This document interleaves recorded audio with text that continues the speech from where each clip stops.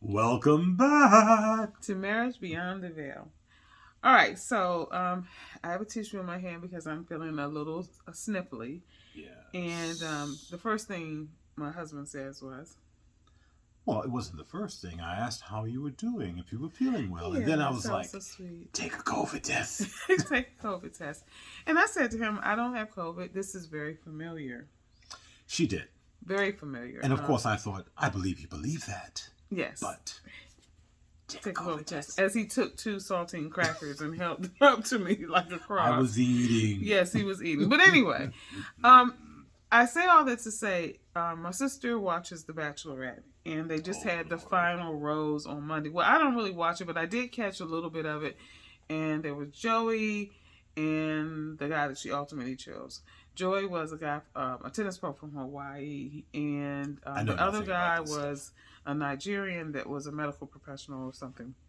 Anyway, but what she said was her mother, she wanted her mother to meet them, and she did, and the mother really liked Joey, the tennis pro, but I could see the mother wasn't really feeling the other guys much. I think she felt like her daughter was dealing with something that was very comfortable to her.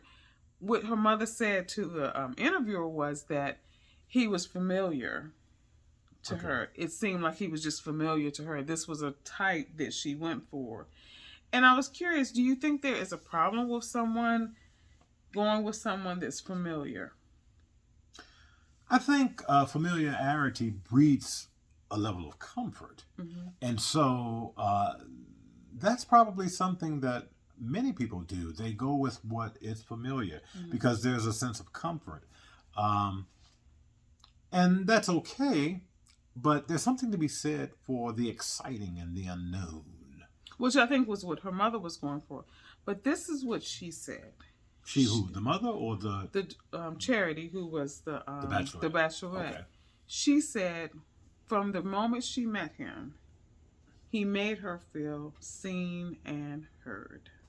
Now, one doesn't have to be familiar to be able to provide that. That's right. I think maybe it's probably more effortless if there's a familiarity, but I definitely understand that feeling like you have been seen and heard is paramount because we all want that. Mm-hmm. We all need that.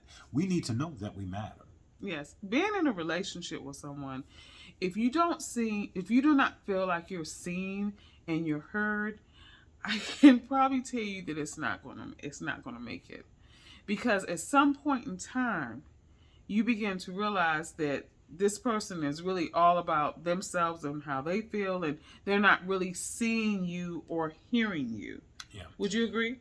Oh, yeah, I would agree. And, as you were speaking, I was just reflecting, because it's been said in the past that when men stray, if men cheat, it's not necessarily because the person is more attractive, more intelligent or whatever, but it's how they make him feel. Mm-hmm. So if there is a woman that is attentive, mm-hmm. right, that gives some kind of understanding about where he is, what he needs, mm-hmm.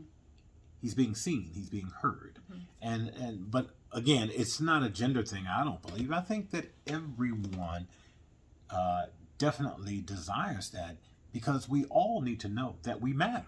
And most importantly, if there's someone that we're connecting with to be on the journey in a love relationship, and if this has the potential, or so you think, to be lifelong, you definitely need to have that person to see you, to hear you, but also to appreciate you. Yes, to value you. And I agree with you 100% because I know for myself, if I came home like today, and I came home and I was feeling crappy and whatever, I didn't really have to say anything. He looked at me and said, "How you feeling? You're not feeling too good." Because he saw me. Right. And I told him how I was.